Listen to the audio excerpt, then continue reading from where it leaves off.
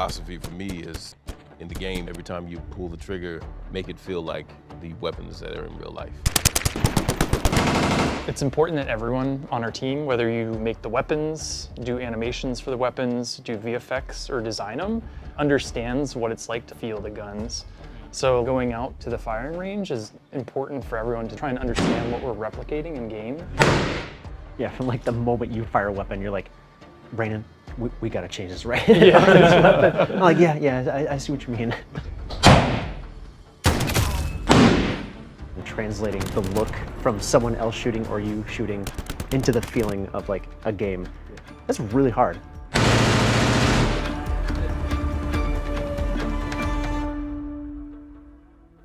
It always starts with finding the right people. And I'm always amazed by the weapons team.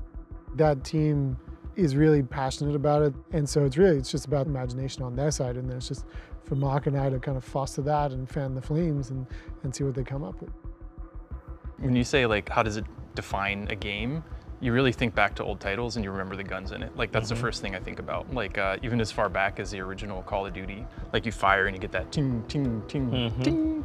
Like that's what stands out to me in the older games. I remember sitting there thinking like, these are the best firearms I have ever seen in a game ever. Like I love these weapons, I love how they look, I love how they feel.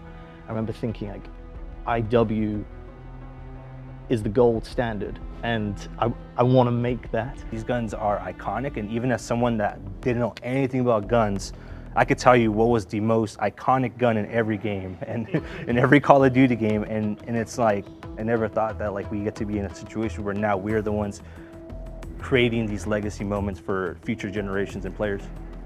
Rainin is legit like the best animator I've ever worked with in my life, like hands down. Ben, one of the most amazing artists I've ever worked with. I think I'm a pretty good designer, but you will accept like feedback on like timing and feel and things like that. You'll accept feedback on visuals and things like that. You'll accept that sometimes things need to play a little bit different than the exact thing that you're looking for. We rely on feedback from each other to make something amazing. Like I think that's like what really sets this team apart. We set out to make like a game that just played better than anything we've had before and a game that looks better than anything out there. That was our goal. I'm excited to see how we did. They're one of the teams that playtest the most, so they're playtesting constantly. And it can be grinding, you know, to use the same weapons over and over again for multiple weeks as you're trying to tune it. They playtest together, they have that group that gives them feedback, so we just make sure that that is cleared for them, that they have whatever they need to be able to do that, you know, whatever resources they need to go and find, research, come up with ideas, try stuff, fail, you know, walk away from it. We just kind of walk through and see what everyone's using, just kind of look over their shoulder a little bit, see if what they're doing looks fair and looks good, see if anything's happening to them that doesn't seem like it should be happening. So we're just kind of looking to make sure everything's presenting the right way and looking at the players to make sure that they're feeling good about what they're playing. Oh! Another one. Sorry, Derek. Yeah, that one's I let you have it. Right now, I saw sort of a frame rate drop, and I'm able to take note of that and be like, okay, this happened when this explosion went off, and we could go back and look at it and be like, why did that explosion cause a dip in frames in that moment? He's the only one seeing it. Yeah, it's only on this one. Is it one of those weird? And here he's trying the Axion. We just did a recoil pass on it. Cody. Me likey the new Axion. The most stable gun ever. We work on it for years at a time. And then when we start the next one, we're thinking about what can be new. We start with like, we need the right mix of assault rifles, SMGs, snipers, shotguns, like what does each category need in order for that category to feel strong?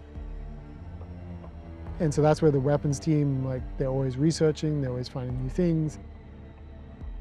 I'm always in awe that they have more ideas every time in the box of like, hey, I didn't get time to do that last time, let's do something that I've been wanting to do for a long time.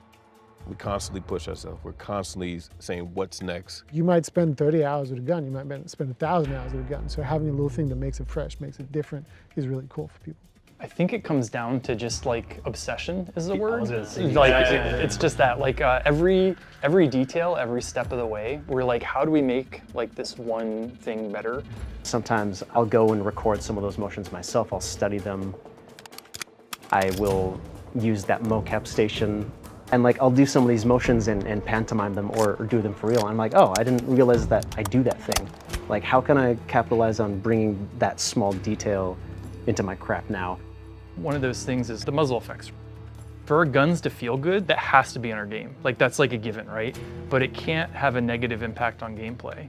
So we developed a really cool system that makes it so you get all of the muzzle flash that you want, and we cut a hole in it, like right where you're looking, right where the target's at, so you don't lose line of sight with what you're trying to shoot.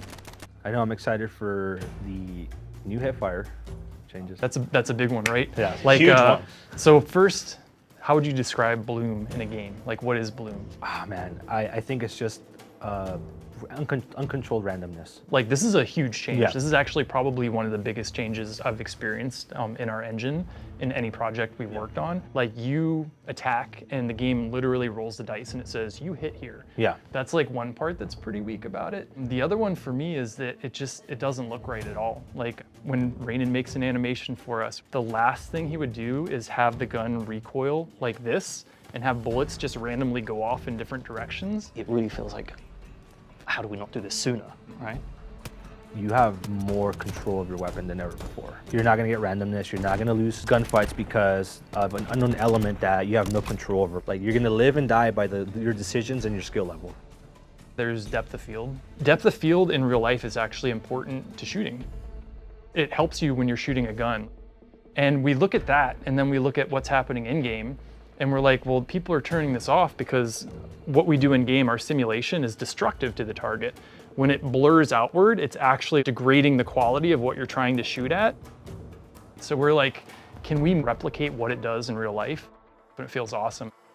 We talk a lot about making the game more immersive. Like the goal for Modern Warfare 4 is to really like put the player like in the boots of their operator, make it feel like they're really behind their gun. The framing of the weapon, the movement of the player.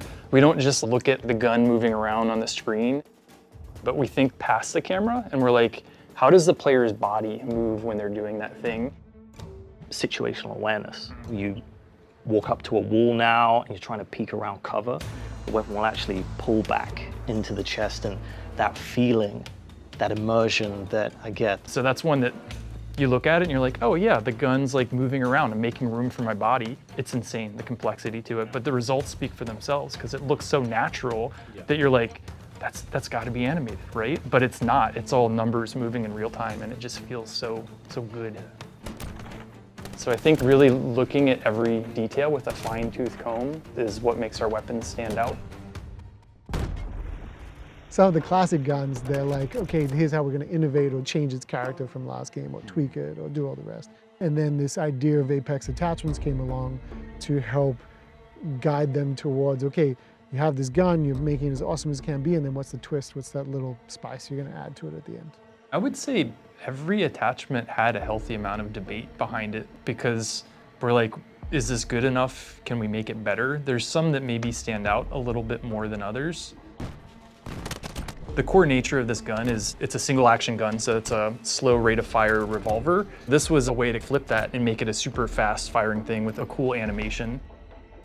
You can run in, pop, pop, pop, get the quick fires off, and then when someone's coming around the corner, you can ADS and you can get the very accurate long-range shots on it. This is one that's definitely like bringing new behavior to the game. You have a underbarrel rocket launcher that's laser guided. You fire the rocket and you basically tell the rocket exactly where to go. So you can fire it up in the air and you're like, land here. The Spitfire's in Apex for the PPSH. It went through a lot of iteration. The original idea was like an incendiary underbarrel type thing.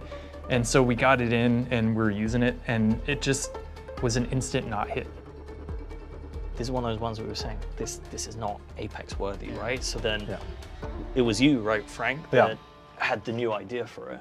Yeah, I was like, okay, we put a grenade launcher on a SMG. I guess that's cool, but I'm like, what if it shoots fire instead?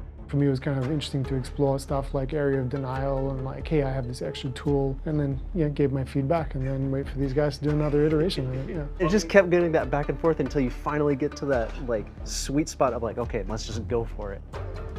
We talk a lot about the core weapons group, but there's a whole army of people supporting them. This weapons team works hand in hand with our game code team to make that work. The rendering team's always helping with like scopes and constructive depth of field. So really it's about the whole studio knowing that these are our main characters and that we have to support this team making the most awesome shit and add to ourselves every time. The star of the show is the gun. So all of the entire studio is supporting that star.